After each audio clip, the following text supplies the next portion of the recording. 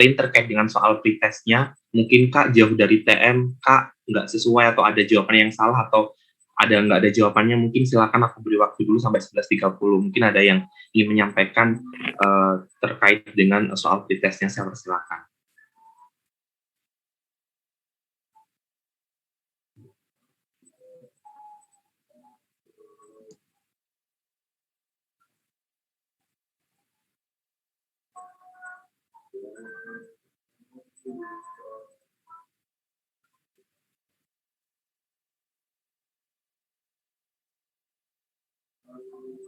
Oke, sepertinya tidak ada. Jadi langsung aku mulai aja ya untuk praktikum pertama mikroteknik.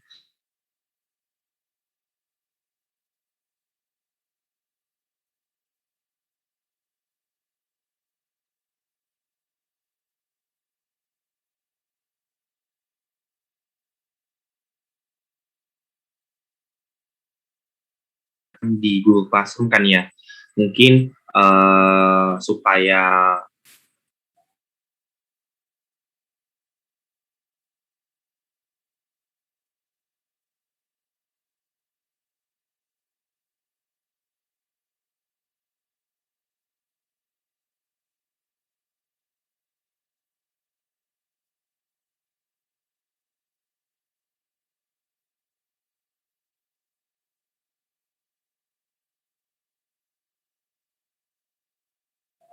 iya, mohon maaf ya teman-teman, aku ada sedikit kendala jaringan. Mungkin untuk merefresh akan di share screen terkait dengan video yang sudah saya kirimkan kemarin oleh Kak Ais, supaya kita pelajari bareng-bareng.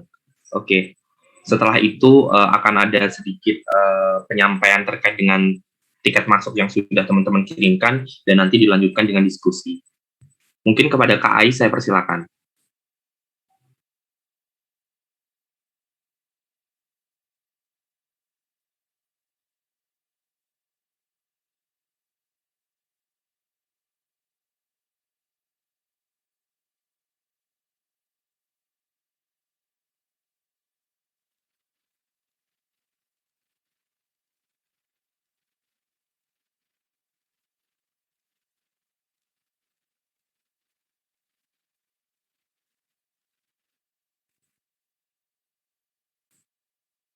Halo, apa share screen saya sudah terlihat? Terlihat. Sudah, Kak. Terlihat, Kak. Oke.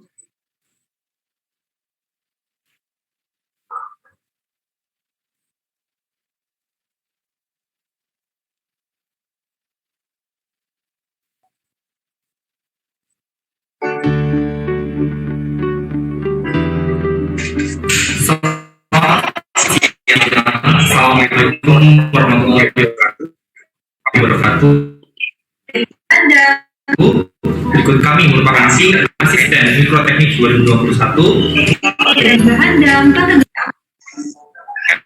informasi MSDS atau Material Safety Data Sheet merupakan lembar data keamanan bahan yang berisi informasi terkait dari bahan tersebut seperti identifikasi bahayanya, komposisinya, toksisitasnya, reaktivitasnya, dan sebagainya. Dulu penggunaan MSDS mungkin hanya terbatas oleh seorang higienis dan K3, namun sekarang pekerja bahkan seorang mahasiswa pun dituntut untuk memahami MSDS karena mungkin mahasiswa berkaitan langsung dengan bahan-bahan kimia saat aktivitas laboratorium. Dalam membaca MSDS ini ada 5 hal yang perlu diperhatikan. Yang pertama, identitas kimia dari bahan kimia tersebut. Yang kedua, kesehatan dan bahaya fisikokimia yang ditimbulkan dari bahan kimia tersebut. Yang ketiga, ada prosedur penanganan dan penyimpanan dari bahan kimia yang kita gunakan. Yang keempat, prosedur daruratnya ketika misalnya terjadi kebakaran atau terjadi tertelar atau kena mata seperti itu. Yang kelima adalah pertimbangan pembuangan setelah bahan kimia tersebut selesai digunakan. Dalam stylenya, dalam pembuatannya ada 2 style penulisan. Yang pertama ada style NFPA dan HMIS. Sebenarnya dari kedua style tersebut menunjukkan informasi yang sama, namun bentuknya berbeda, di mana NFPA atau National Fire Protection Association ini memiliki bentuk seperti belah ketupat atau definisinya seperti berlian. Kalau HMIS, ini bentuknya persegi panjang.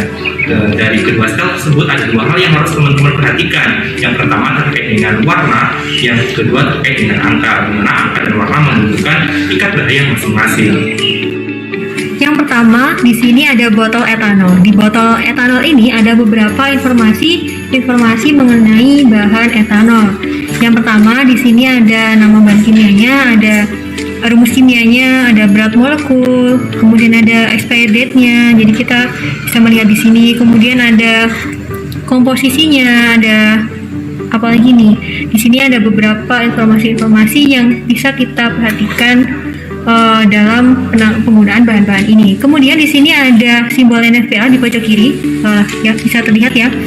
Di sini menunjukkan bahwa bahaya kesehatan yang ditimbulkan dari etanol ini tingkatnya moderat karena di sini ditunjukkan angkanya 2. Kemudian ada angka 3 di warna merah yang menunjukkan bahaya kebakarannya ini berbahaya serius. Jadi harus hati-hati, harus dihindarkan dari nyala api agar nantinya tidak terjadi kebakaran. Kemudian ada warna kuning bertuliskan angka 0 menunjukkan bahwa tingkat korosif dari bahan etanol ini itu tidak berbahaya.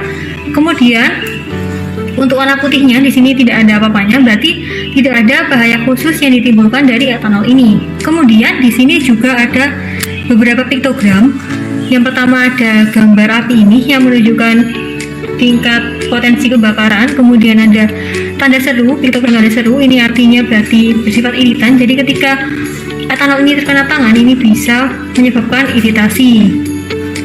Kemudian di sini ada bahaya yang ditimbulkan dan ada yang harus dilakukan ketika menggunakan bahan kimia ini. Misalnya di sini ada highly flammable liquid. Jadi ini harus dijauhkan dari api karena ini mudah terbakar dan bahaya jika tertelan. Kemudian ini away from heat, jadi harus dijauhkan dari nyala api seperti itu. Simbol-simbol ini harus kita perhatikan agar kita bisa aman dalam menggunakan bahan-bahan kimia di laboratorium. Baik, berikutnya adalah metanol. Di sini terlihat di bawah metanol ada nama lain dari metanol, yakni metil alkohol dan karbinol. Kemudian di sini ada analytical reagen yang menunjukkan ada rumus kimia dari metanol, yakni CH3OH. Kemudian banyak sekali informasi-informasi juga yang tertera pada MSDS ini. Mungkin di sini yang paling penting adalah terkait dengan expirednya.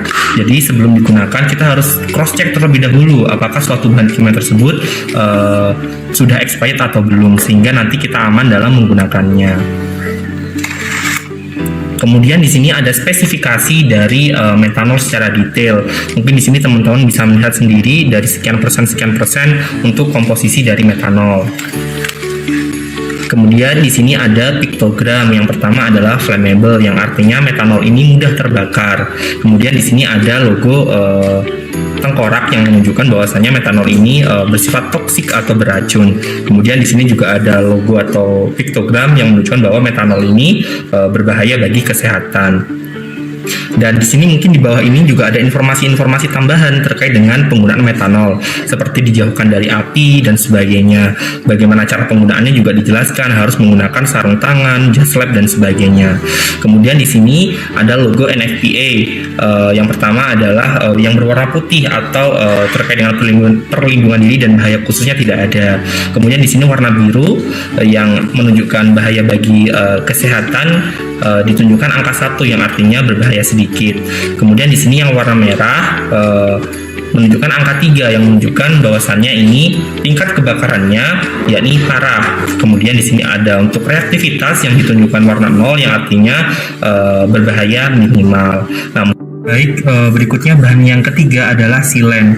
Nah, ini perlu teman-teman perhatikan karena silen ini nanti akan sering digunakan pada praktikum mikroteknik. Yang pertama adalah informasi terkait dengan analytical reagen, di mana di sini silen memiliki rumus kimia C8H10 dengan berat molekul 106,17 gram per mol. Nah, berikut di sini juga terdapat piktogram atau simbol yang menunjukkan bahwasannya di sini silen ini mudah terbakar atau flammable, yang kemudian ada harmful dan iritan yang menunjukkan bahwasannya silen ini dapat menyebabkan iritasi dan toksik akut seperti itu. Kemudian yang tidak kalah penting juga di sini teman-teman, selain ada informasi terkait dengan spesifikasi silen, teman-teman juga harus melihat bahwasanya di sini silen ini ternyata sudah expired. Artinya di sini teman-teman sudah tidak dapat menggunakan silen seperti itu. Oleh karena itu, alangkah lebih baiknya jika dalam menggunakan suatu bahan kimia, teman-teman bisa melihat terlebih dahulu expirednya itu sampai tanggal berapa, sehingga nanti teman-teman bisa tahu, oh ini ternyata sudah expired dan tidak bisa digunakan. Seperti itu. Jika ada pertanyaan mengapa pada silen ini tidak terdapat logo NFPA maupun HMIS, ya mungkin karena pada dasarnya setiap bahan kimia itu berbeda-beda teman-teman. Namun di sini sudah diwakilkan dari adanya piktogram ini, yang artinya kita harus berhati-hati dalam menggunakan silen ini. Terima kasih. Selanjutnya ada botol asam sulfat di sini. Di botol asam sulfat ini terdapat informasi-informasi penting mengenai asam sulfat. Di sini ada informasi mengenai nama lainnya, kemudian ada rumus kimianya H2SO4, kemudian ada berat molekulnya. Kemudian di bawah sini juga tertera mengenai tanggal kadaluarsa dari asam sulfat ini. Selain itu, di sini juga ada spesifikasi.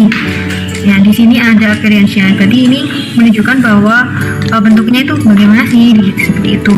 Kemudian ada juga mengenai warnanya, ada komposisinya juga di sini. Selain itu, di bagian sini juga terdapat simbol NFPA. Untuk warna merah atau bahaya kebakarannya ditunjukkan angka 0, berarti bahaya kebakaran dari asam sulfat ini tidak berpotensi kebakaran. Kemudian untuk bahaya korosifnya ditunjukkan angka 2, berarti tingkat korosifnya sedang. Kemudian untuk bahaya kesehatan yang warna biru ditunjukkan angka 3, berarti untuk bahaya kesehatannya itu tingkatnya serius, bahaya serius. Kemudian untuk warna putih atau perlindungan diri khusus yang perlu digunakan dalam menggunakan alat ini, tidak ada informasi yang ditunjukkan pada botol kemasan ini. Kemudian di sini juga ada piktogram yang menunjukkan bahwa asam sulfat ini bersifat korosif. Selain itu juga ada bahaya yang ditimbulkan, seperti menyebabkan kulit terbakar dan bahaya ke mata. Juga bersifat korosif pada bahan metal. Jadi ini jangan diletakkan, nanti ketika menggunakannya jangan diletakkan pada bahan-bahan yang bersifat itu berbahan-bahan metal. Selain itu juga ada himbauan apabila tertelan, apabila terkena kulit. Selain itu juga apabila terhirup, di sini juga ada informasi yang tertera apa yang harus dilakukan seperti itu.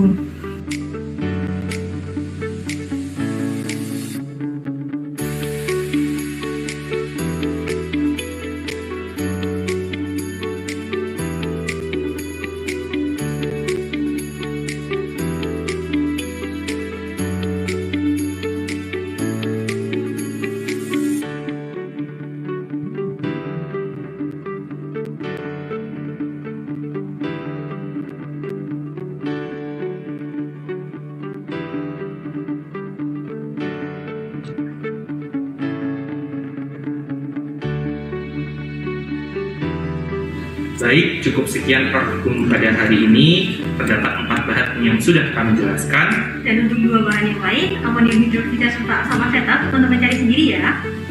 Dari kami selaku tim asisten mikroteknik khususnya PJ Topik MSDS, kami undur diri. Sekian dan terima kasih. Kami tutup. Wassalamualaikum warahmatullahi wabarakatuh.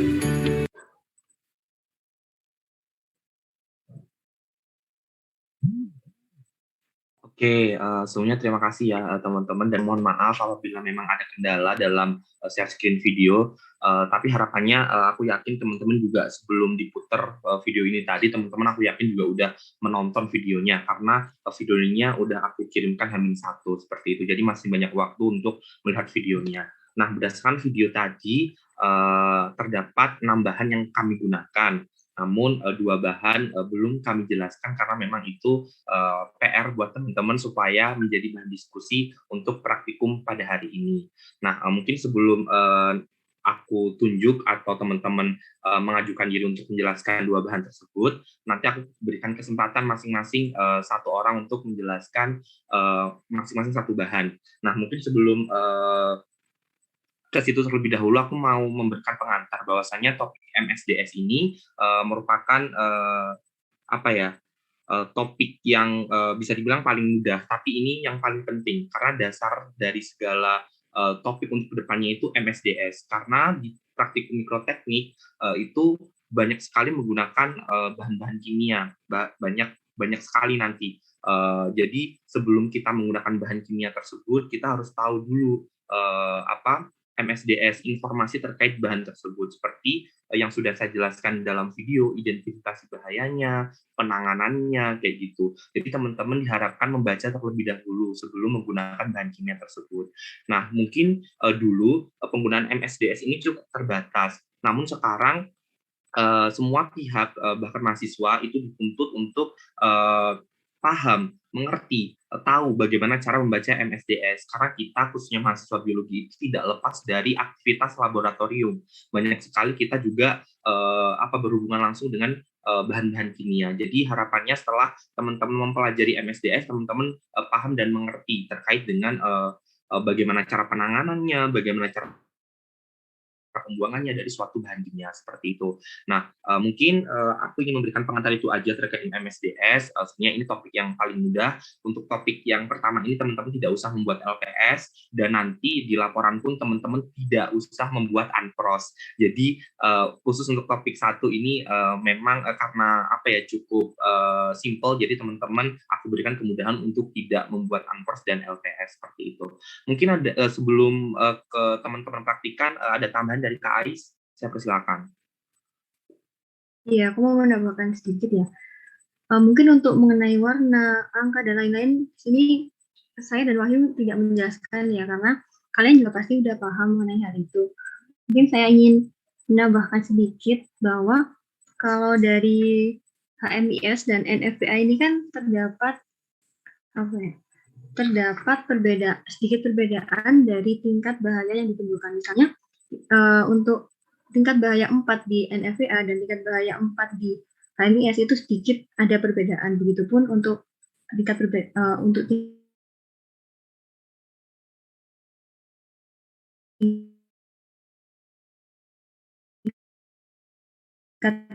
bahaya 0 sampai 4 seperti itu. Apa aja itu ada di halaman 36, itu udah lengkap. Kalian bisa baca sendiri ya mengenai perbedaannya.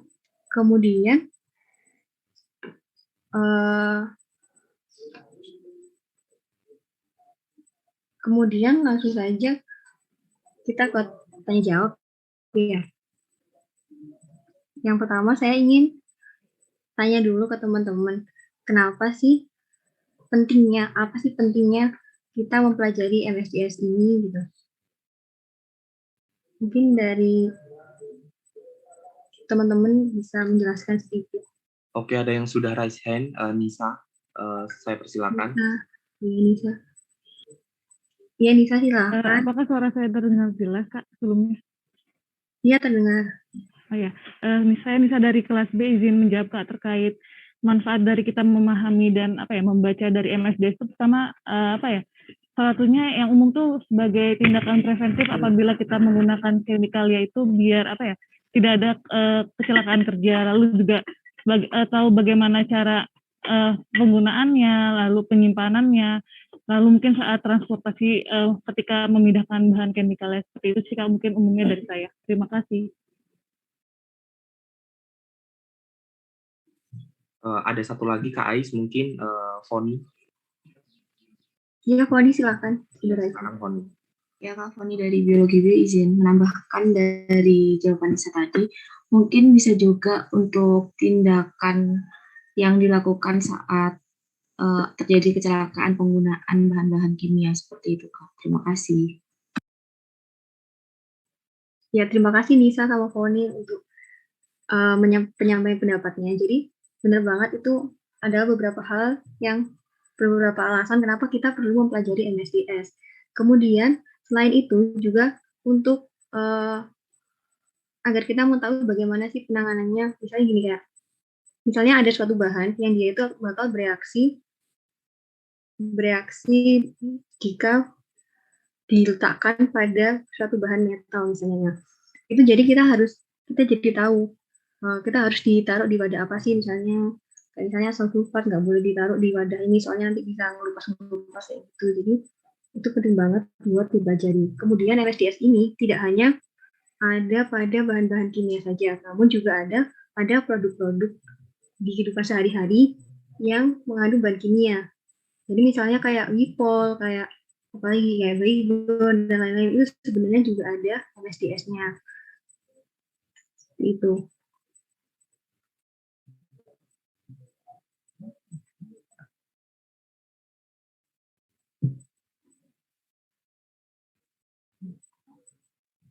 Oke, mungkin aku ingin menambahkan satu hal yang terpenting, terlepas dari informasi kimia dan sebagainya, yang paling utama sebelum menggunakan, teman-teman harus lihat terlebih dahulu expired-nya.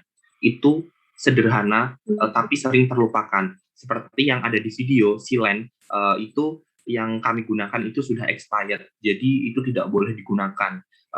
Oleh karena itu, dalam pembacaan MSDS, bukan hanya komposisinya saja, bukan hanya kita membaca informasi toksisitas, ekologi, pembuangan dan sebagainya, tapi untuk expired ini kita juga harus tahu kayak gitu. Soalnya apabila suatu bahan kimia sudah expired gitu, itu akan menimbulkan suatu reaksi tertentu sesuai dengan komposisi bahan kimia tersebut apabila kita gunakan. Apabila sebagai mahasiswa biologi yang mana biasanya bahan-bahan kimia tersebut kita campurkan dengan bahan yang lain, misalnya pewarna, acetoorsein dan sebagainya, itu akan menimbulkan dampak yang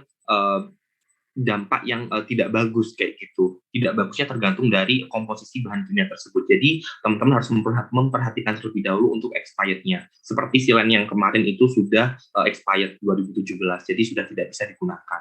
Seperti itu. Mungkin saya kembalikan lagi ke Kak Ais. Ya, terima kasih Kak Wahyu. Oh iya, di MSDS ini kan ada 16 section wajib yang harus ada di dalamnya. Namun saya lihat di TM teman-teman itu hanya sedikit yang menampilkan, yang menjelaskan mengenai 16 bagian yang harus ada di MSDS. Di sini mungkin dari teman-teman ada yang bisa menyebutkan, kan ini ada 16, bisa menyebutkan 4 bagian yang harus ada di MSDS apa saja? Silakan raise hand. Oh iya, Lydia sudah raise hand. Silakan.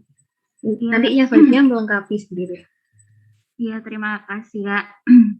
Perkenalkan, nama saya Lydia dari kelas B. Saya izin menjawab ya Kak ya. Kalau berdasarkan yang saya baca itu, untuk dari 16 bagian itu saya sebutkan 4. Yang pertama itu harus ada nama kimia dari bahannya. Nama kimia ini mencakup nama umum dan juga nama kimia tadi ya Kak ya. Terus kemudian ada karakteristik kimianya. Kemudian ada potensi karsinogenitas, kemudian ada bagaimana cara kita menanganinya dalam tindakan darurat dan pertolongan pertama. Kemudian ada, itu udah berapa ya Kak ya? 1, 2, 3, 4 ya? Udah 4 Kak. Oke, udah 4. Mungkin yang kedua tadi saya lihat Sintiaku terlebih dahulu. Mungkin silakan Sintiaku bisa menambahkan yang tentunya yang berbeda dengan yang disampaikan Lydia. Ya, terima kasih Kak Wahyu. Perkenalkan, saya Cynthia Lingga Dewi dari kelas Biologi A. Saya izin menambahkan 4 section yang harus ada dalam format MSDS. Yang pertama itu adalah penanganan dan penyimpanan. Yang kedua adalah kontrol paparan atau perlindungan diri. Yang ketiga adalah sifat fisika dan kimia. Yang keempat adalah stabilitas dan reaktivitas. Terima kasih Kak.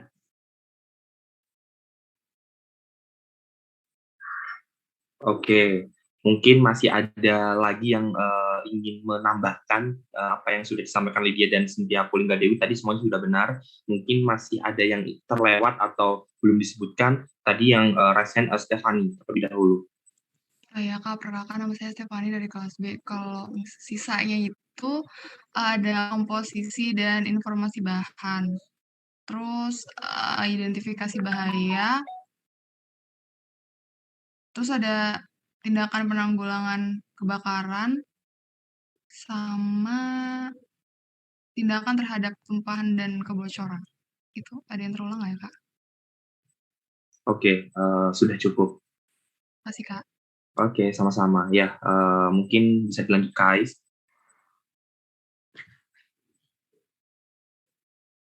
Ya, ini masih ada yang raise hand. Mungkin Sylvie mau menyampaikan jawabannya. Sama kelasnya. Itu empat lainnya itu stabilitas dan aktivitas, penanganan bencana, pemberantasan, informasi yang berkaitan dengan regulasi, informasi lain yang termasuk informasi yang diperlukan dalam pembuatan aktivitas. Apakah ada yang terulang ya, Pak?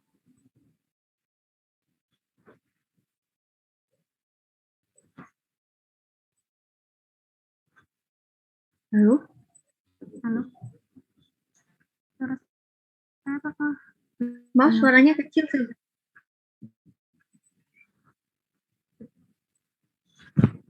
Saya ulangi lagi ya, Pak.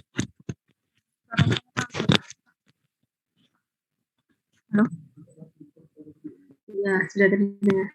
Ya, untuk yang lainnya saya menambahkan yang informasi yang berkaitan dengan regulasi, kemudian informasi transportasi, informasi teknologi, informasi ekologi, sifat fisika dan kimia, kemudian penanganan dan juga sudah tadi identifikasi senyawa tunggal atau campuran. Ya. Oke, terima kasih Sylvie. Oke, ya. Jadi betul yang disampaikan teman-teman tadi, Lydia, Sylvie Zakiatul, ada Stefani dan Cynthia Kulinga Dewi, bahwasannya informasi tersebut ini di TM teman-teman ada yang sudah lengkap menyebutkan, namun ada yang belum lengkap. Jadi total itu ada 16 informasi yang harus tercantum pada MSDS kayak gitu. Jadi ada 16 ya. Tapi di TM teman-teman ada yang masih menyebutkan 12, ada yang yang kurang lengkap menyebutkannya. Tidak apa-apa, karena pada dasarnya seperti video yang sudah disampaikan, seperti yang ada di video, KAI sudah menyebutkan bahwasannya ada 5 poin penting yang wajib ada di dalam MSDS, seperti itu. Oke, terima kasih atas jawabannya. Keaktifan teman-teman di sini juga akan menambah poin penilaian dari teman-teman asisten, seperti itu. Jadi lebih aktif untuk berpendapat dan untuk menyampaikan informasi tambahan juga tidak apa-apa. Oke, mungkin untuk berikutnya terkait dengan 4 bahan yang sudah kami gunakan, apakah teman-teman ada pertanyaan terkait dengan penjelasan kami para asisten?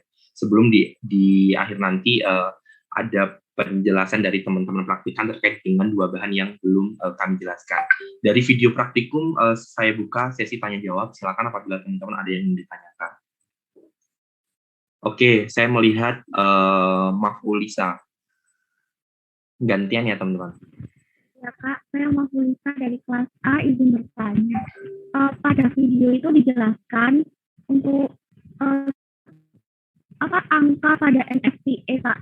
Untuk etanol, KAIS menyebutkan kalau 0 itu tidak berbahaya, namun pada metanol, kalau itu menyebutkan kalau 0 itu bahaya minimal. Jadi, yang benar yang mana ya Kak? Oke, saya izin menjawab ya. Untuk pertanyaannya Mahfulisa terkait dengan angka 0. Jadi, dalam penulisan MSDS, ada 2 style ya, NFPA dan HMIS, di mana keduanya ada terkait dengan dua hal utama yang paling penting terkait dengan warna dan angka. Nah, warna dan angka ini merupakan satu kesatuan yang tidak bisa dipisahkan, karena warna itu menunjukkan bahayanya dalam kategori apa, maksud aku dalam hal apa gitu, kesehatan, reaktivitas, ataupun kebakaran, sedangkan angka itu menunjukkan seberapa bahaya, seperti itu. Jadi untuk angka itu kan ada 0, 1, 2, 3, dan 4. Jadi untuk 0 itu tidak berbahaya atau berbahaya minimal. Jadi kalau teman-teman membaca buku mikroteknik miliknya Bu Nunung 2017 di halaman 33 atau 36, teman-teman di situ bisa melihat informasi detail terkait terkait dengan tingkat bahaya seperti itu. Jadi ada bermacam-macam, nggak bermacam-macam juga sebenarnya. Ada beberapa penyebutan untuk tingkat bahaya, misalnya moderat. Nah, moderat itu sama dengan bahaya sedang seperti itu. Jadi yang ketiga bahaya parah dan yang keempat bahaya serius. Jadi untuk 0 itu tidak berbahaya atau berbahaya minimal. Seperti itu. Mungkin teman-teman ada koreksi. Seingat aku seperti itu. Untuk 1 itu berbahaya sedikit. Jadi berbahaya minimal itu penyebutannya juga bisa disebut dengan tidak berbahaya sama sekali. Seperti itu. Mau Felisa. Apakah bisa diterima jawabannya?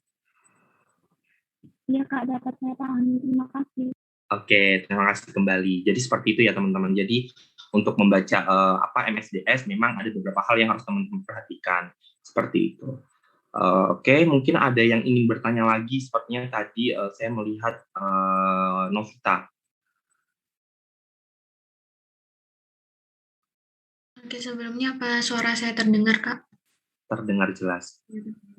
Oke, saya Novita dari kelas A, izin bertanya. Jadi pada video tadi kan diterangkan kalau NFPA sama MIS itu terdapat beberapa kesamaan, tapi berdasarkan literatur yang saya baca itu juga terdapat beberapa perbedaan di warna kuning dan warna orange pada MIS, kemudian pada warna putih pada kedua NFPA dan HMIS itu. Nah, yang ingin saya tanyakan, karena ada perbedaan pada kedua NFPA dan HMIS itu, apakah ada kemungkinan untuk satu bahan kimia itu dilabeli oleh NFPA dan HMIS itu juga, Kak? Jadi kayak saat di botol yang sama itu terdapat 2 label gitu. Terima kasih. Oke, pertanyaan yang sangat bagus dan menarik. Mungkin Kak Ais ingin menjawab. Ya, terima kasih untuk pertanyaannya Novita. Untuk mungkinkah dari satu bahan itu ada 2 jenis labelan seperti itu? Kalau menurut biasanya yang ada di botol-botol itu hanya satu jenis saja, yang mana karena dalam penentuan tingkat bahayanya dari HMIS dan NFPA sendiri itu ada sedikit perbedaan. Jadi biasanya untuk perusahaan-perusahaan bahan-bahan kimia itu memilih satu jenis simbol bahaya saja menurut NFPA atau HMIS. Seperti itu. Oke, mungkin saya ingin menambahkan sedikit. Ya, jadi terkait dengan bagus sekali ya apa yang disampaikan Novita terkait dengan perbedaan antara HMIS dan NFPA. Bahwasannya kalau berdasarkan literatur yang saya baca itu memang miliknya Bu Nunung ya, Harijati 2017. Mungkin teman-teman di TM juga menggunakan ini. Bahwasannya NFPA dan HMIS itu sama sebenarnya pada dasarnya, informasi yang disampaikan itu sama. Namun biasanya ada sedikit perbedaan terkait dengan kelengkapan. Kalau tidak salah yang saya baca itu HMIS itu lebih lengkap sepertinya dibandingkan NFPA gitu. Jadi sebenarnya tapi intinya sama kayak gitu. Terus apakah mungkin dalam satu botol ada 2? Untuk masalah mungkin atau tidak mungkin, saya rasa yang sejauh ini yang saya temui itu tidak ada. Bahkan mungkin di satu botol aja tidak ada 2 setel tersebut gitu. Itu ada kayak gitu. Mungkin seperti yang di video praktikum itu ada yang tidak menggunakan NFPA maupun HMIS, namun terwakilkan dengan informasi yang lain. Jadi memang ini kan masalah style ya kepenulisan. Jadi ada yang cuma menyebutkannya dalam bentuk paragraf aja itu ada. Kalau nggak salah pada di silen. Jadi di silen itu tidak ada NFPA maupun HMIS. Namun informasi yang MSDS-nya itu tersampaikan dengan bentuk yang lain seperti itu. Ada yang paragraf terwakilkan juga dengan piktogram seperti itu. Jadi seperti itu jawabannya Novita. Apakah bisa diterima? Atau ada feedback? Permisi Kak, boleh kasih feedback nggak? Boleh. Ya jadi kan tadi menurut Kak Wahyu sama Kak Ais kan NFPA sama MIS itu sama ya, tapi untuk standar internasional penulisan MSDS itu apa? Ada yang lebih relevan antara kedua label style tersebut, Kak? Oke, Mungkin aku izin menjawab, kalau berdasarkan apa yang saya pelajari, bahwasannya untuk standarnya memang harus ada NFPA atau HMIS, atau ya, jadi bukan keduanya. Jadi karena dengan adanya informasi tersebut, adanya NFPA atau HMIS itu akan memudahkan pembaca seperti itu. Mungkin kalau kita sebagai orang awam, coba teman-teman bandingkan saat teman-teman membaca yang silen tadi, yang tidak ada NFPA dan HMIS-nya, itu akan lebih sulit dibandingkan saat kita membaca yang udah ada setel NFPA maupun HMIS gitu. Jadi kalau untuk standarnya itu memang harus ada NFPA atau HMIS kayak gitu. Tapi tidak menutup kemungkinan di satu botol itu tidak ada keduanya seperti itu. Seperti yang ada di dua botol yang pada praktikum kali ini. Seperti itu, Novita. Apakah sudah cukup? Baik, Kak. Terima kasih. Oke, terima kasih kembali. Mungkin ada yang ingin bertanya kembali, kita berikan kesempatan yang belum bertanya, mungkin kepada Rosya. Kelas C ini belum ada yang tanya ya.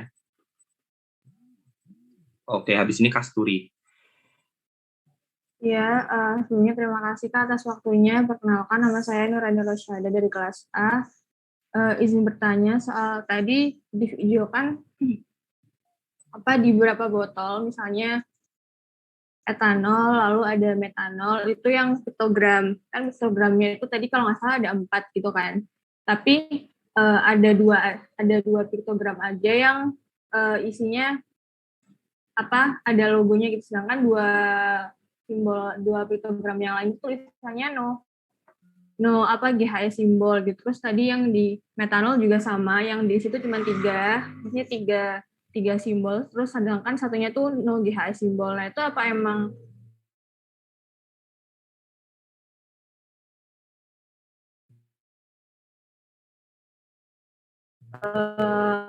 ada ketentuan? Lalu kalau misalnya cuma 2 itu apakah emang 2-nya harus diisi dengan no GHS? Yang bagus juga dari Rosya, mungkin Kak Ais ingin menjawab. Ya, terima kasih Rosya untuk pertanyaannya.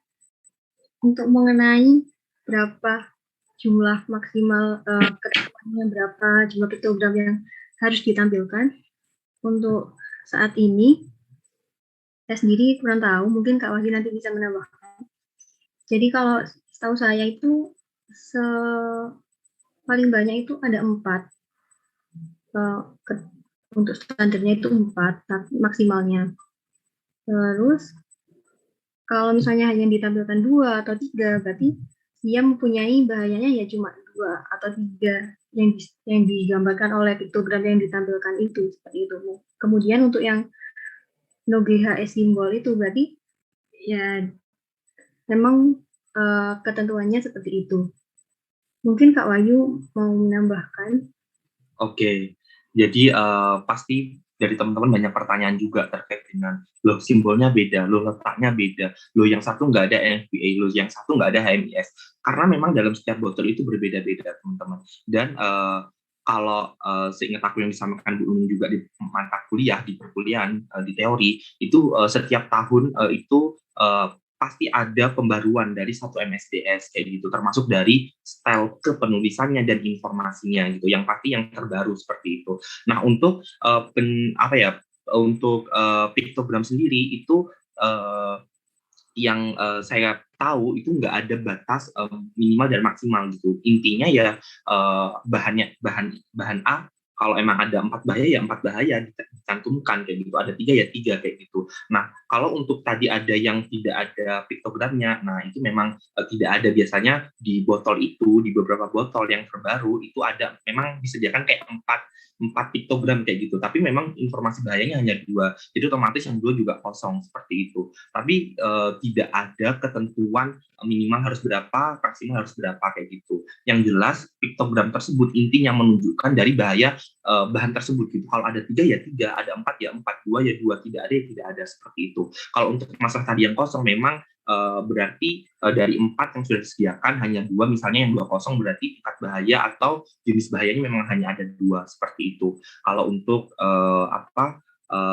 sejauh ini yang bisa saya sampaikan seperti itu. Apakah sudah cukup menjawab?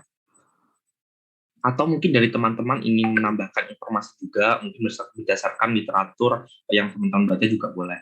Mungkin kepada Rosya, apakah sudah cukup?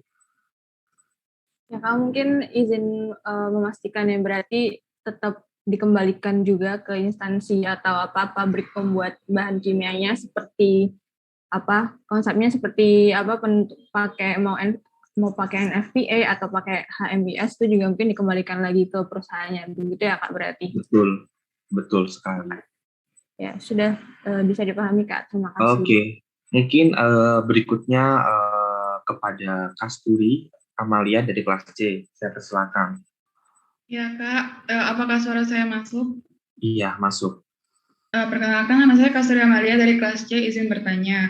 Saya pernah membaca bahwa terdapat perbedaan pada isi dari MSDS suatu produk, di mana pada bagian informasi ekologis pada produk silen yang saya baca, untuk MSDS berbahasa Inggris dan berbahasa Indonesia, itu terdapat perbedaan, di mana yang berbahasa Inggris itu terdapat informasi ekologis yang lebih mendetail.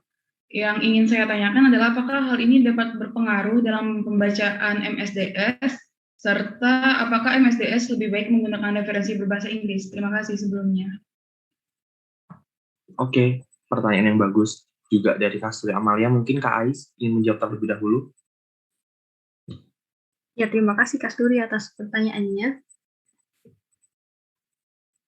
Untuk mengenai perbedaan dari MSDS dari jenis bahan yang sama, mungkin itu karena perbedaan dari lembaga yang mengeluarkannya seperti itu.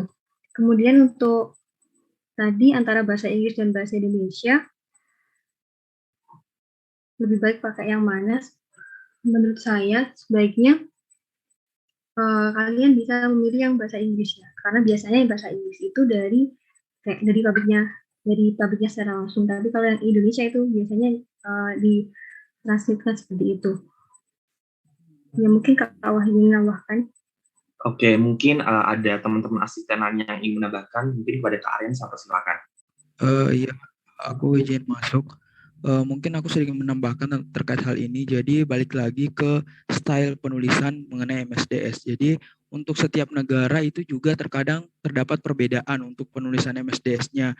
Jadi itu juga bisa teman-teman perhatikan. Kemudian kalau masalah perbedaan di MSDS bahasa Indonesia maupun bahasa Inggris itu yang harus teman-teman perhatikan terlebih dahulu adalah tanggal dikeluarkannya MSDS tersebut atau tahun dikeluarkannya, karena mungkin saja pada tahun sebelumnya itu belum ada penelitian terkait bahaya ekologinya. Kemudian di tahun selanjutnya sudah ada, makanya mungkin terdapat perbedaan-perbedaan mengenai bahaya toksitas ataupun bahaya ekologinya seperti itu. Jadi tahun dikeluarkan MSDS-nya juga sangat penting untuk teman-teman lihat sebelum menggunakan seperti itu. Terima kasih.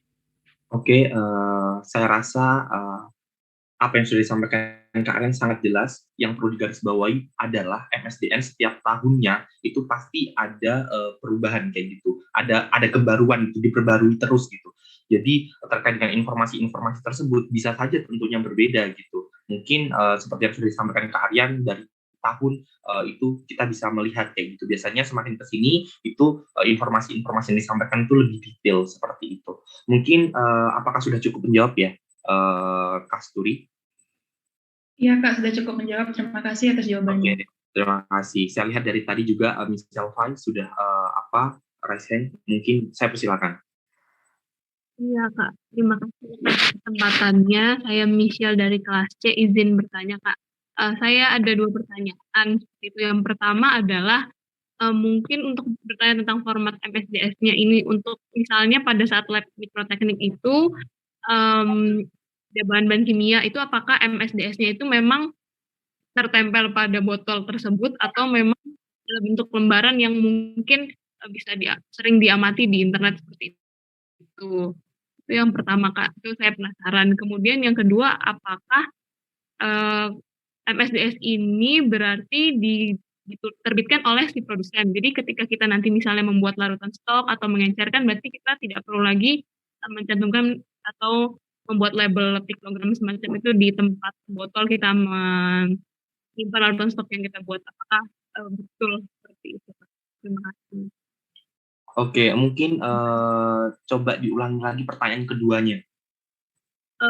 Iya Kak, kalau misalnya kita mengencarkan misalnya untuk membuat larutan stok atau terus kita mengencarkan dari misalnya asam sulfat tadi, terus kemudian kita simpan di dalam botol.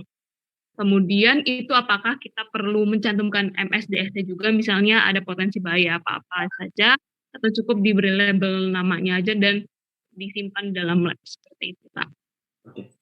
Oke, bisa difahami. Mungkin aku ingin menjawab terlebih dahulu ya. Untuk yang, aduh sampai lupa yang pertama apa, Michael? Ya, nanti aku Tapi mungkin yang kedua terlebih dahulu deh.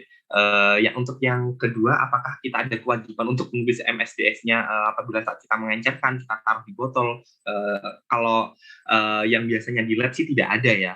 Biasanya kita menggunakan, misalnya kita udah membuat, misalnya kayak NO3 sudah kita buat larutan stok, terus kita encerkan buat nanti kita gunakan kembali. Ya biasanya kita hanya memberi label seperti itu, tidak mencantumkan MSDS-nya.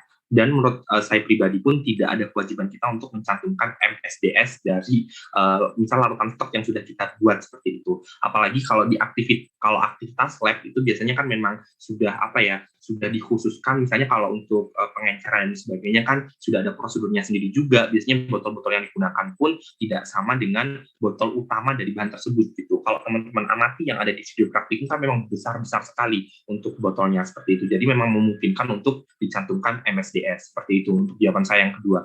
Untuk pertanyaan Michael yang pertama terkait dengan MSDS, apakah lembaran yang sudah tertempel di botol atau ada yang lain kayak gitu ya.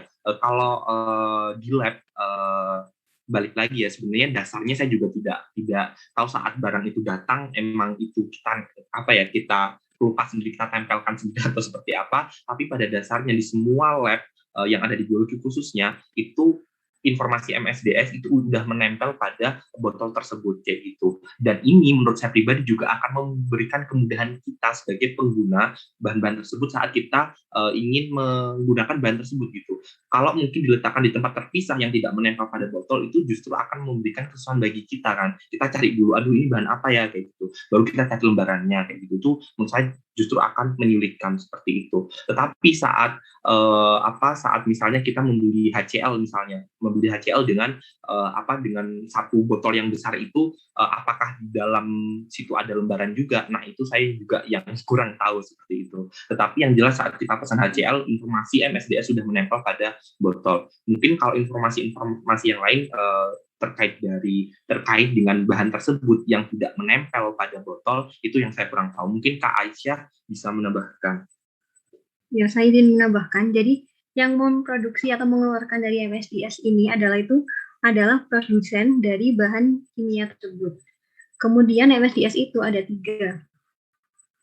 Ada yang di lembaran, ada yang di kemasannya, juga ada di yang kendaraan pengangkutnya. Biasanya mungkin kita pernah lihat ada mobilnya Pertamina yang ada ngangkut gas, itu kan ada simbol flammable kayak gitu. Itu di situ juga ada informasi mengenai potensi bahaya dari bahan yang dibawa saat di perjalanan itu. Jadi ada 3, ada di kendaraan pengangkutnya, ada di kemasannya, sama ada di lembarannya seperti itu. Apakah ada feedback atau? Oke, informasi yang ditambahkan Kak Ika menurut saya sudah sangat menjawab. Mungkin dari Michael ada yang ingin ditambahkan atau sudah cukup jelas?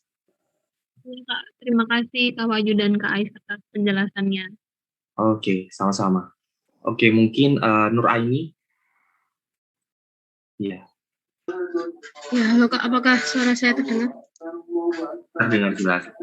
Ya, baik. Saya Nur Aini dari kelas C, izin bertanya Kak.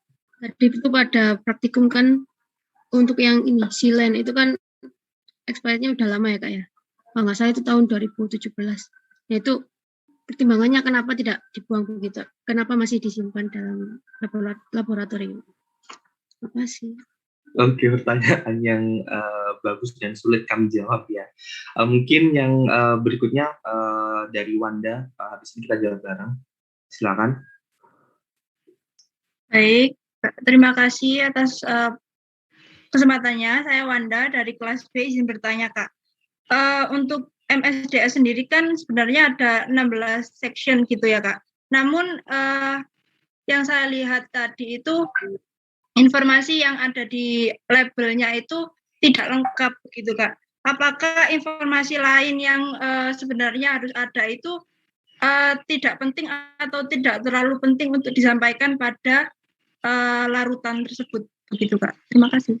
Oke, terima kasih. Satu lagi, Aura. Iya, terima kasih Kak. Apakah suara saya terdengar Kak? Soalnya tadi tiba-tiba Terdengar dulu, ayo. ya, soalnya koneksinya tadi ini. Ya, terima kasih Kak. Saya Aura Syarifah dari kelas C izin bertanya. Tadi kan dibilangnya sama kakak-kakak asisten kalau ada baiknya kalau misalkan memang MSDS itu kita lihatnya dalam bahasa Inggris begitu kan. Nah, kalau saya tidak salah ingat Kak, itu ada juga MSDS itu yang tentang pembuangan ya Kak. Nah, pembuangan kalau ke alamnya itu bagaimana regulasinya dan lain sebagainya. Nah, untuk kalau saya tidak salah ingat lagi, itu di Indonesia dan di luar negeri itu ada beberapa perbedaan untuk pembuangannya ini Kak. Nah, sebaiknya kita mengikuti saran dari MSDS yang di luar negeri dengan metode pembuangannya atau sebaiknya kita mengikuti saja Kak bagaimana yang ada di Indonesia gitu, maksudnya tanpa benar-benar mengindahkan yang ada di MSDS-nya begitu. Terima kasih Kak. Oke, terima kasih. Coba dipersingkat lagi, Aura. Iya, ini Kak, tentang pembuangan dan ini regulasi pembuangannya ke alam Kak. Jadi maksudnya kan tadi ada silen yang terexpired itu, nah untuk regulasi pembuangannya itu gimana ya Kak? Karena tadi dibilangnya MSDS-nya lebih baik ngikut yang berbahasa Inggris begitu. Oke, terima kasih sudah cukup jelas. Mungkin aku ingin menjawab terlebih dahulu ya. Untuk pertanyaan pertama tadi dari Nur Aini gitu ya, terkait dengan silen. Kenapa kok masih disimpan seperti itu ya? Ini juga menjadi pertanyaan sih buat asisten, karena kemarin pas datang kita ngecek, lah kok ini 2017 seperti itu ya.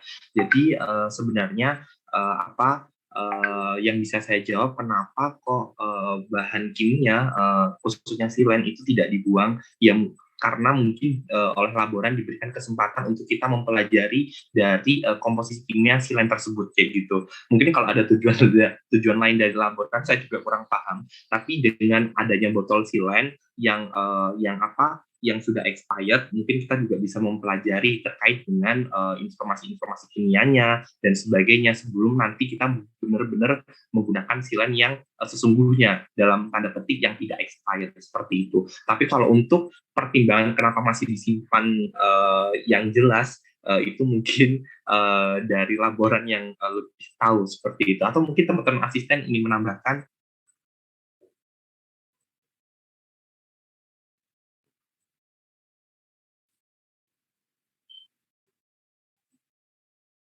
Untuk pertanyaan yang nomor 1 dari Aini, saya tidak ada tambahan lagi. Oke, seperti itu Nur Aini. Untuk yang benar-benar tahu sepertinya laboran kenapa masih simpan. Tapi kalau menurut saya itu bisa dijadikan bahan buat, ya ini salah satunya untuk praktikum mikroteknik seperti itu. Apakah sudah cukup menjawab? Jawab Kak, terima kasih. Oke, terima kasih. Mungkin nanti saat nge-lab saya tanyakan juga ya ke laborannya, kenapa kok masih disimpan itu bahan-bahan yang sudah expired. Untuk pertanyaan kedua dari Wanda, kenapa tidak lengkap informasinya Kak gitu? Mungkin saya izin menjawab untuk pertanyaan Wanda. Pada dasarnya memang MSDS itu ada 16 informasi, 16 section yang harus diperhatikan kayak gitu. Tetapi ada 5 poin utama, 5 poin penting, 5 poin yang wajib ada di dalam MSDS. Dan itu semua botol pasti udah ada itu. Seperti tadi identifikasi bahannya ya, kayak namanya gitu. Misalnya silen C8H10 kayak gitu. Lalu ada piktogram atau tingkat kebahayaan dari suatu bahan tersebut juga sudah dicantumkan gitu. Lalu bagaimana cara penanganannya itu juga udah dicantumkan. Jadi memang tidak semua botol itu pasti plek-ketiplek sama informasi MSDS-nya. Pasti berbeda kayak gitu. Dan itu memang tergantung dari memang perusahaannya, Wanda. Jadi kalau untuk kita menuntut yang 16 itu, ya syukur kalau memang ada 16 informasi itu, tetapi memang ada 5 poin penting yang sudah dijelaskan Kak Aisyah di video praktikum yang memang harus ada. Dan itu pasti udah tercantum di dalam satu bahan kimia, dalam MSDS-nya kayak gitu. Nah, masalah ada tidaknya ini kan kita yang harus membaca, dan ini tidak menentu memang harus NFPA, tidak harus menentu HMIS gitu. Ada yang memang bentuknya hanya seperti paragraf kayak gitu. Ada yang kayak poin-poin seperti yang di slide tadi. Jadi bukan berarti tidak penting, tapi memang dari perusahaannya mungkin tidak merilis atau memang dulu kebaruannya mungkin masih rendah seperti itu. Jadi belum disampaikan kayak gitu. Tapi pada dasarnya MSDS dari 16 poin yang harus ada, 5 yang wajib itu fardu ain memang pasti tercantum pada MSDS seperti itu. Apakah sudah cukup menjawab? Kak, terima kasih. Oke, ya sama-sama. Oke, untuk pertanyaan dari Aura, mungkin Kak Ais bisa menjawab. Iya, untuk pertanyaannya dari Aura, tadi kan aku bilang ngikutin yang bahasa Inggris aja. Itu maksud aku karena biasanya yang memproduksi bahan kimia ini kan di luar negeri. Itu jadi ngikutin yang asli dari produsennya seperti itu. Namun kita ngikutin yang mana sebaiknya? Kalau menurut aku kita ngikutin yang tahun terbit dari MSDS-nya itu yang terbaru. Kemudian untuk mengenai regulasi sendiri, sebaiknya kita kan mengikuti yang MSDS yang dikeluarkan yang terbaru. Karena mungkin memang seperti yang dijelaskan Kak Rian tadi. Tapi karena memang regulasi di setiap negara itu berbeda, bahkan di instansi mungkin di setiap instansi pun berbeda mengenai regulasi pembuangan dari bahan-bahan kimia yang telah digunakan. Gitu. Jadi untuk mengenai regulasi pembuangan dari bahan-bahan kimianya itu mengikuti dari yang ada di Indonesia saja, atau misalnya kalau di instansi yang mengikuti regulasi yang di instansi tersebut bagaimana seperti itu. Apakah ada feedback atau sudah, Laura? Iya Kak, izin konfirmasi ya Kak. Berarti kalau misalkan untuk yang pembuangan itu mengikuti peraturan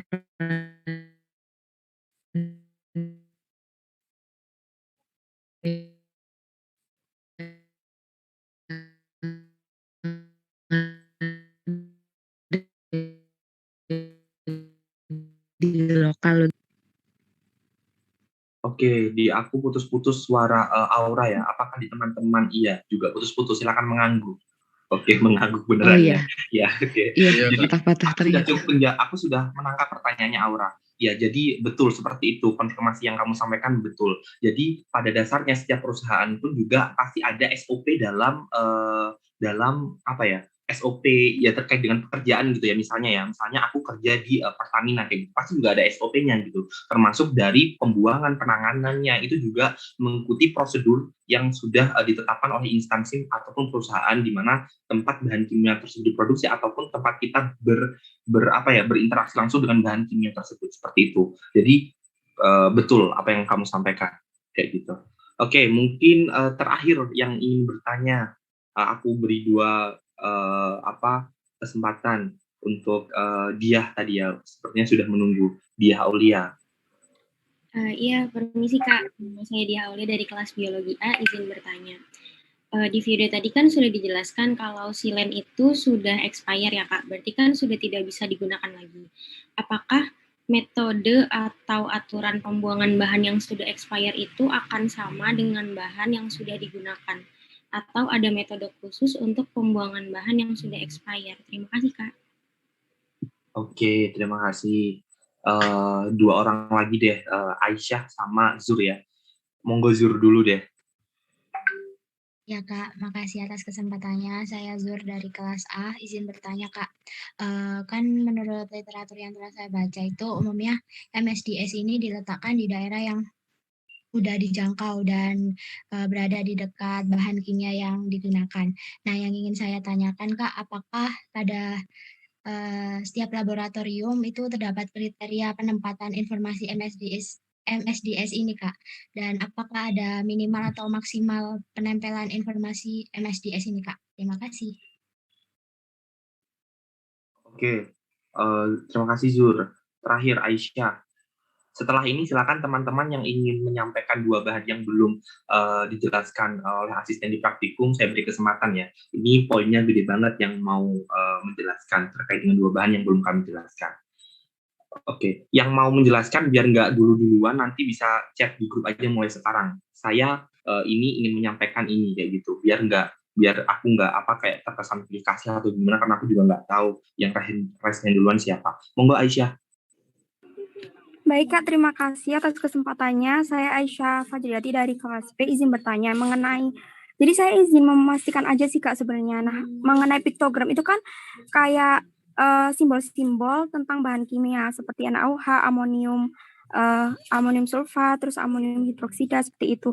Nah, namun dari literatur yang saya gunakan itu sedikit berbeda gitu Kak. Jadi piktogram yang saya buat TM itu dia isinya kayak simbol, memang simbol, tapi dalam simbol di suatu tempat wisata gitu Kak. Jadi isinya itu kayak berupa menunjukkan ini wahana bola air, wahana bebek sampan, wahana perahu rakit, stasiun kereta, dan gitu-gitu Kak. Nah, yang ingin saya tanyakan ini apakah TM saya salah gitu ya Kak? Soalnya kan tidak berkaitan dengan bahan kimia.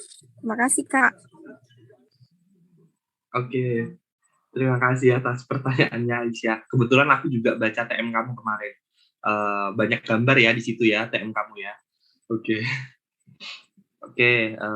Mungkin pertanyaan dia dulu terkait dengan cara pembuangan apabila setelah digunakan dan apabila bahan tersebut expired. Mungkin dari teman-teman asisten ada yang ingin menjawab?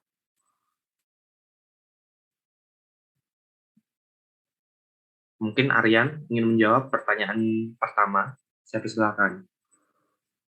Iya, ini terkait yang pembuangan tadi ya. Perbedaan, apakah ada cara perbedaan untuk pembuangan bahan yang expire atau habis pakai.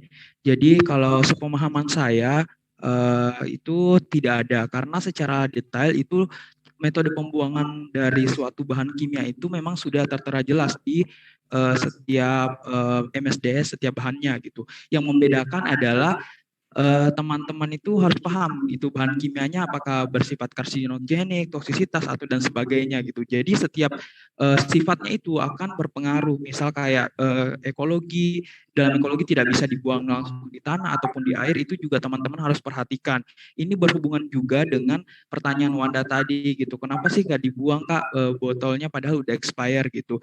Nah, menurut pemahaman saya kenapa tidak, karena memang dalam pembuangannya itu tidak langsung dibuang, itu kita harus kategorikan dulu apakah dia termasuk limbah cair, limbah padat, atau limbah berbahaya tajam gitu. Jadi teman itu ada metodenya sendiri dalam pembuangannya gitu. Kemudian kenapa tidak lengkap informasinya di obat, maksud saya di label bahan kimianya gitu, karena labelnya hanya beberapa hal yang penting gitu saat kita melakukan penggunaan bahan tersebut. Nah, untuk yang tidak tercantum ya kita diharuskan untuk melihat MSDS lengkapnya baik di internet ataupun mungkin ada lembar MSDS-nya gitu. Jadi di situ kita bisa lebih paham gitu saat kita mau pembuangannya ataupun misal ada yang tertumpah dan sebagainya, itu kita bisa langsung melihat di informasi yang lebih detail seperti itu. Mungkin dari jawaban saya untuk dia, apakah ada feedback? Tidak ada Kak, sudah terjawab. Terima kasih. Oke, terima kasih. Mungkin untuk lebih detailnya ya, MSDS ini juga diatur dalam peraturan pemerintah, kalau tidak salah nomor 17 tahun 2001.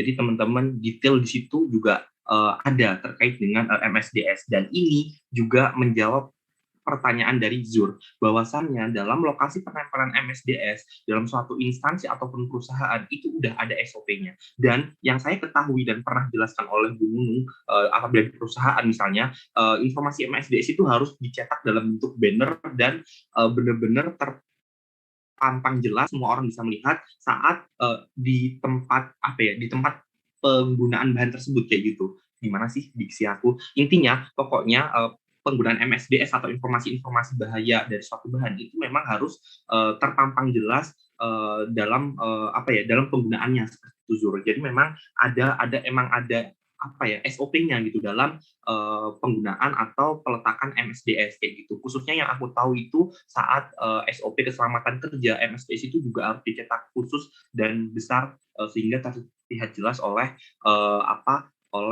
pekerja seperti itu. Karena kalau itu tidak dilaksanakan dan nanti memang ada kecelakaan kerja dan memang dari perusahaan tersebut tidak menyatukan MSDS dari bahaya bahan tersebut, itu akan ada hukumannya seperti itu. Udah lari ke hukum ini ya. Tapi ini memang benar ada seperti itu, emang diatur oleh hukum seperti itu terkait dengan MSDS.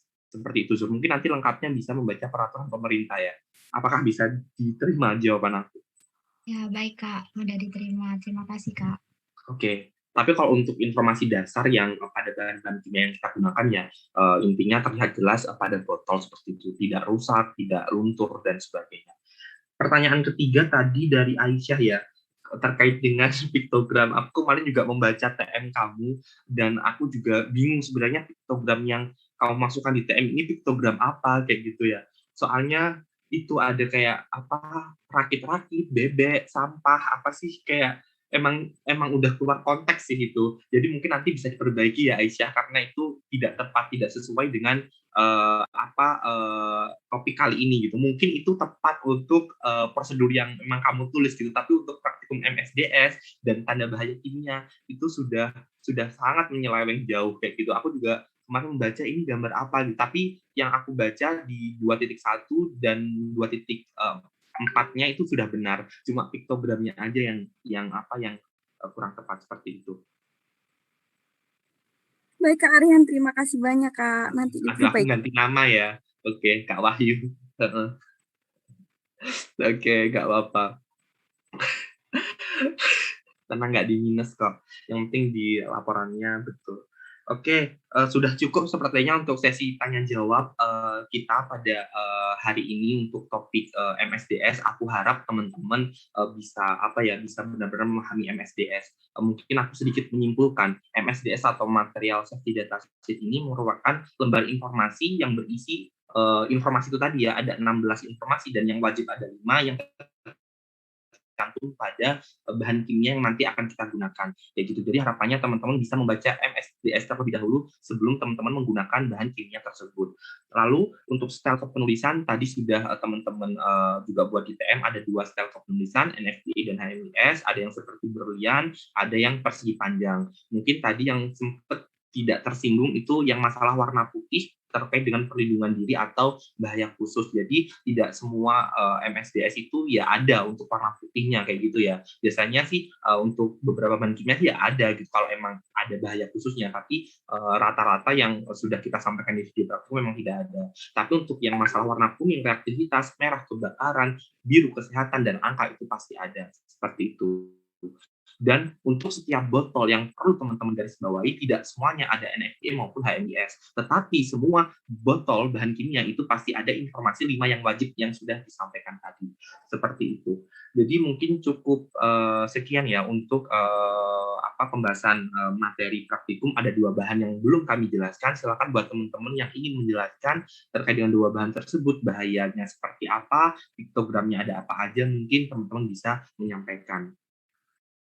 Oke, ada ini siapa? Sebentar ya. Nisa untuk menjawab terkait amonium hidroksida. Ya, boleh. Silakan mungkin Nisa terlebih dahulu, teman-teman bisa mencatat karena nanti semua bahan kimia yang kita praktikumkan bakal menjadi pembahasan teman-teman di laporan. Mungkin waktu dan tempat kepada Nisa, silakan. Ya, baik, terima kasih Kak Wahyu atas kesempatannya. Saya Nisa dari kelas B izin menjawab. Mungkin nggak terlalu lengkap, biar nanti bisa teman-teman juga kebagian juga Kak. Dari saya sendiri menjelaskan terkait bahaya dari amonium hidroksida ini. Kalau yang berdasarkan dari video itu, dia untuk levelnya itu dari level bahaya kesehatan itu dia level 3 berat. Terus kalau flammability-nya itu 0. Terus reaktivitasnya itu moderat atau 2. Terus cara untuk penggunaan itu lebih baik menggunakan APD-nya itu ada penggunaan kacamata pelindung, lalu menggunakan sarung tangan, lalu menggunakan jas lab seperti itu. Terus untuk penanganan pertamanya jika tertelan itu jangan dilakukan dimuntahkan, lalu jika terjadi dihisap maka menggunakan tabung oksigen seperti itu. Mungkin untuk piktogramnya itu kalau saya cari itu dia yang seperti dibilang ada korosif juga, terus juga menyebabkan iritasi seperti itu, Kak. Mungkin dari saya cukup dan bisa dilanjutkan mungkin dari teman-teman yang lain. Terima kasih. Oke, terima kasih Nisa. Mungkin ada yang ingin menambahkan informasi yang belum disampaikan Nisa terkait dengan amonium hidroksida. Ayo, Raisen, Ahmad Hanis Noval, mungkin ingin menambahkan. Silakan. Iya, selamat siang. Saya Ahmad Hanif dari kelas B. Izin menambahkan untuk amonium hidroksida. Nah, berdasarkan MSDS yang saya baca itu untuk ada salah satu safety ratingsnya itu adalah bahaya kesehatannya itu 2 moderat, kemudian bahaya kebakarannya itu 1 dan reaktivitasnya itu 1. Nah, untuk MSDS lain, MSDS amonium hidroksida yang lain yang saya baca juga itu pada HMIS-nya itu memiliki bahaya kesehatan 3, bahaya kebakaran 0 dan reaktivitas 0, dan juga NFPA-nya itu bahaya kesehatannya 2, bahaya kebakarannya 0 dan reaktivitasnya 0. Sekian, terima kasih. Oke, terima kasih apa yang disampaikan sama Ahmad Hanis Noval. Berikutnya untuk yang bisnis ya tadi ya, ingin menyampaikan juga terkait dengan asam asetat. Mungkin kepada bisnis saya persilakan, mungkin nanti teman-teman yang ingin menambahkan bisa respon juga. Ya, sebenarnya suara saya apakah terdengar, Kak? Terdengar. Bisnis dari biologi A. Acara ya. Oh, Pak. Kangen aku SC. Oke, lanjut. Ini memaparkan MSDS yang asam asetat, mungkin nggak sampai 16 section. Jadi yang pertama untuk identifikasinya ada rumus kimia dari asam asetat itu C3COH. Kemudian identifikasi bahayanya. Jadi asam asetat ini sangat berbahaya, yaitu ketika terkena mata itu bisa menyebabkan kerusakan mata. Kemudian dia juga korosif dan mudah terbakar, serta kalau memakai zat ini terutama dari rokok. Kemudian 2 gelas. Kemudian untuk section ketiga komposisi, jadi berat molekul dari asam asetat ini sebesar 60,05 gram per mol. Dan untuk info fisika dan kimianya, bentuk dari asam asetat ini cair dan tidak berwarna.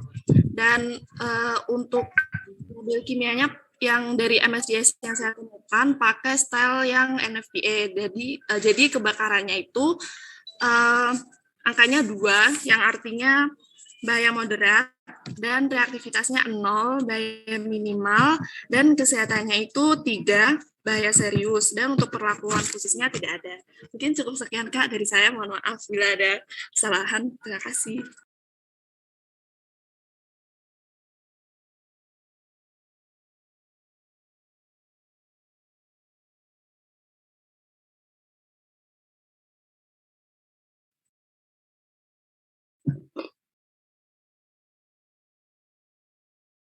Pada dasarnya semua informasi udah ada di video praktikum, dan aku yakin teman-teman di sini semua pastinya juga sudah belajar, cuma masalah kesempatan aja. Mungkin kedepannya nanti bisa gantian teman-teman yang lain yang gantian menjelaskan untuk praktikum-praktikum kedepannya. Terima kasih Nisa, terima kasih Hanif dan bisnis yang sudah menyampaikan jawabannya. Jadi seperti itu, harapannya teman-teman semakin terbiasa untuk membaca MSDS terlebih dahulu sebelum menggunakan bahan kimia tersebut. Oke, karena sudah kurang lebih hampir 1 jam ya kita praktikum, sebelum diakhiri, aku ingin membahas terkait dengan TM yang sudah teman-teman kumpulkan. Jadi aku ingin memastikan bagi teman-teman kemarin itu banyak sekali yang terlambat gitu. Ada sekitar 12 orang yang terlambat mengirimkan TM kayak gitu. Kenapa kayak gitu? Kok telat kayak gitu, dan ada beberapa yang konfirmasi mungkin Kak, saya submit-nya 11.59 gitu, ya Allah, Rek. Ya kalau submit itu ya jangan mepet-mepet banget kayak gitu. Dan aku paham sih, mungkin teman-teman sambil ngebut deadline yang lain, tapi ya next diusahakan kalau submit ya mungkin 10 menit sebelum deadline, supaya kalau ada kendala teman-teman nggak terhitung telat seperti itu. Tapi aku masih memaklumi karena ini masih topik 1. Yang berikutnya ada alasan saya kira jam 12 malam kayak gitu. Padahal saat saat briefing sudah dijelaskan bahwasannya untuk TM-nya MIPTEK itu jam 12 siang. Kalau memang ada pengunduran terkait dengan jam pengumpulan TM, yaitu pasti akan ada konfirmasi terlebih dahulu dari asisten PJ seperti itu. Jadi harap berhati-hati ya, jangan teledor seperti itu. Terus ada juga yang kemarin menyampaikan alasannya ke aku. Pokoknya teman-teman TM MIPTEK itu jam 12 siang seperti itu, karena kita memang benar-benar mengkoreksi kayak gitu.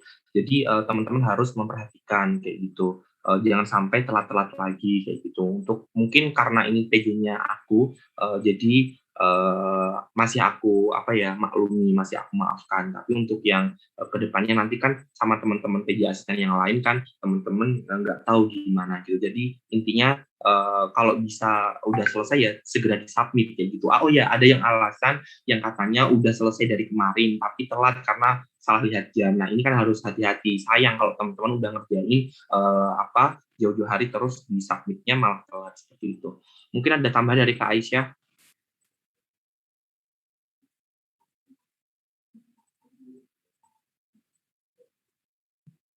Ya dari aku mungkin teman-teman lebih diperhatikan lagi untuk waktu pengumpulannya. Udah situ aja. Terima kasih. Oke, terima kasih. Setelah ini apakah ada post test, Kais? Oh iya, untuk waktu post testnya 10 menit sama seperti tadi. Ya mungkin nanti jam 1 tepat ya bisa dibuka aksesnya. Jadi jam 1 nanti teman-teman silakan mulai mengerjakan post test. Post testnya tidak sulit kayak gitu. Kalau teman-teman tadi udah mempelajari dan menyimak apa yang sudah teman-teman asisten sampaikan, pasti bisa menjawab. Aku yakin juga tadi dari aplikasinya juga sudah bagus-bagus. Terus mungkin aku titip ya untuk pembahasan laporan, biar nggak tanya-tanya lagi, pembahasan laporan tidak ada unpros untuk topik ini. Jadi 4.1 apa Kak? Ya langsung ditulis misalnya silen kayak gitu. 4.2 misalnya metanol kayak gitu.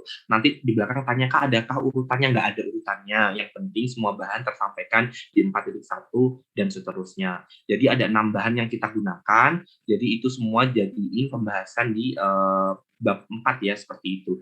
Jangan lupa untuk formatnya juga diperhatikan. Nah, ada pembahasan tambahan itu 4.7 dan 4.8 itu terkait dengan MSDS bahan-bahan di kehidupan sehari-hari. Jadi terserah teman-teman milih apa, NaCl monggo, deterjen monggo, baygon silakan. Jadi ini aku sampaikan contoh-contohnya biar nggak nanti di belakang Kak aku ambil apa ya Kak, baygon tadi, itu terserah kalian. Intinya MSDS terkait dengan bahan kimia di kehidupan sehari-hari. Jadi silakan minimal ada 2 kayak gitu. Bisa NaCl misalnya, bisa. Mohon maaf Mas nggak paham ya. Jadi saya terangkan ulang. Jadi 4.1 teman-teman bisa misalnya silen, 4.2 metanol, 4.3 amonium hidroksida, 4.4 asam asetat, 4 sampai 4.6 itu semua bahan kimia yang tadi dipraktikumkan, ya kan? 4.1 sampai 4.6. Harusnya kan 4.1 anpros tidak ada. Jadi langsung ke bahan. Jadi 4.1 sampai 4.6 itu bahan yang sudah kita praktikumkan. Nah, ada poin pembahasan tambahan, itu teman-teman silakan mengambil 2 bahan minimal, itu teman-teman kupas tuntas MSDS-nya. Nah, bahan ini yang berkaitan dengan kehidupan sehari-hari teman-teman. Misalnya NaCl atau natrium klorida, kan itu garam juga di kehidupan sehari-hari. Misalnya yang kedua, baygon, deterjen, dan segala macamnya. Jadi ada nanti total 4.1 sampai 4.8. Tapi kalau Kak, kok kurang Kak, aku semangat untuk mengerjakan MSDS sampai 4.15, silakan. Ada poin tambahan, ada. Jadi seperti itu, Lydia. Apakah sudah cukup? Betul, dilihat dari ingredients-nya. Biasanya di kemasan itu juga ada informasi MSDS juga terkait dengan penggunaannya seperti itu. Intinya wes sekreatif kalian wes, aku nggak yang aneh-aneh, pokoknya ada informasi MSDS aja, 2 bahan di kehidupan sehari-hari yang teman-teman jadiin pembahasan di laporan seperti itu. Oke, sama-sama. Mungkin ada pertanyaan lagi terkait dengan laporan. Jangan lupa bab 3-nya diganti paragraf. Oke. Mungkin Kak Izin Aisyah. menambahkan. Boleh. Iya.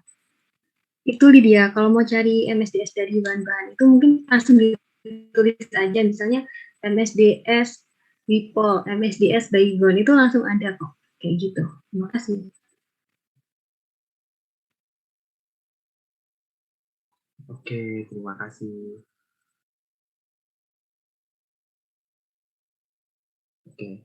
Jangan lupa ya, ini ada tambahan dari teman-teman asisten, kalau telat itu ada -10 gitu, lumayan loh -10 ya. Jadi jangan sampai telat, sesuai dengan kesepakatan di briefing, kita sudah menyepakati bersama-sama, kita sama-sama sama-sama saling mengerti lah, karena di sini kan yang praktikum juga teman-teman asisten, teman-teman praktikan tinggal menonton videonya. Aduh Kak, kata-kata tinggal padahal aku juga ngerjain PM, iya paham, ngerjain PM juga. Tapi di sini kita juga saling memahami lah, teman-teman asisten juga meluangkan waktunya untuk datang ke lab, cek video, dan sebagainya. Jadi jangan sampai ada keterlambatan dari teman-teman praktikan terkait dengan pengumpulan TM, laporan, dan sebagainya. Apalagi ini topik pertama, topik yang tidak terlalu sulit, banyak sekali referensi-referensi yang bisa teman-teman gunakan.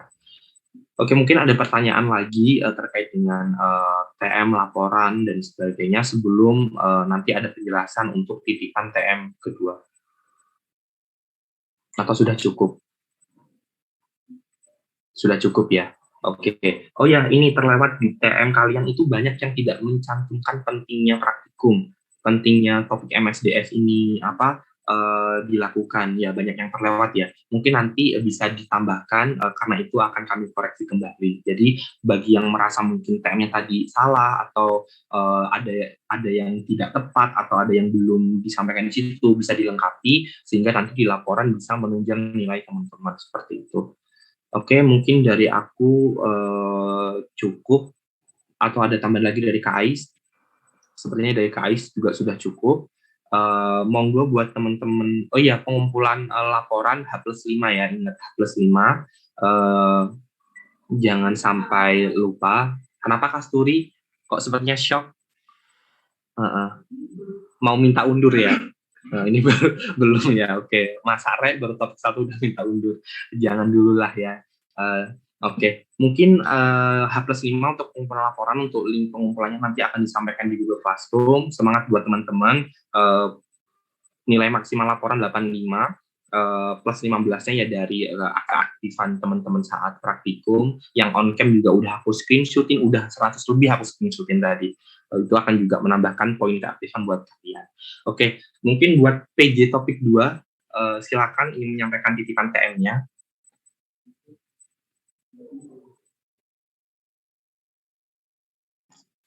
Ya, makasih Wahyu. Di sini titipan TM-nya udah aku share di chat. Nanti juga jam 12.55 bakal ada assignment di GCR, aku udah schedulein. Jadi yang pertama ada definisi preparat segar atau semi segar. Yang kedua ada pewarnaan untuk preparat segar. Yang ketiga ada kelenjar tanaman aromatik beserta gambarnya. Dari sini ada pertanyaan mungkin dari titipan TM topik 2.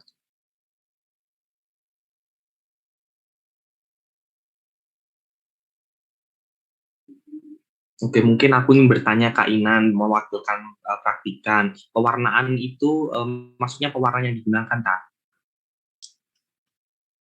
Iya, pewarnaan yang digunakan di preparat segar. Oke, seperti itu ya teman-teman. Aku rasa juga udah cukup jelas kok.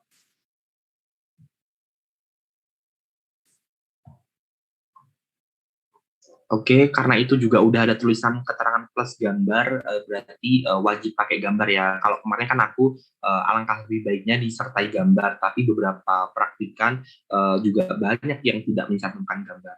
Tapi kalau udah ditulis dalam TM plus gambar, harapannya teman-teman juga mencantumkannya ada gambarnya seperti itu.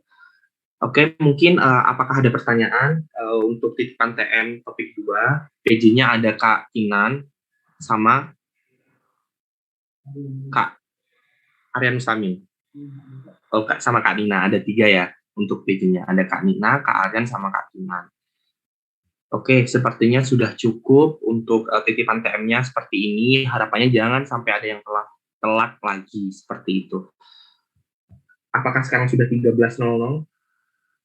Belum, masih ada 7 menit lagi. Jadi semangat buat teman-teman untuk praktikum MIKTEK, masih banyak topik menghampiri kalian, di sela-sela deadline yang lain juga, tapi percayalah MIKTEK ini 2 SKS gitu ya praktikumnya gitu. Jadi memang di praktikum ini teman-teman dituntut aktif dan semaksimal mungkin dikerjain laporannya dengan baik, karena yang mempengaruhi 2/3-nya itu dari praktikum seperti itu.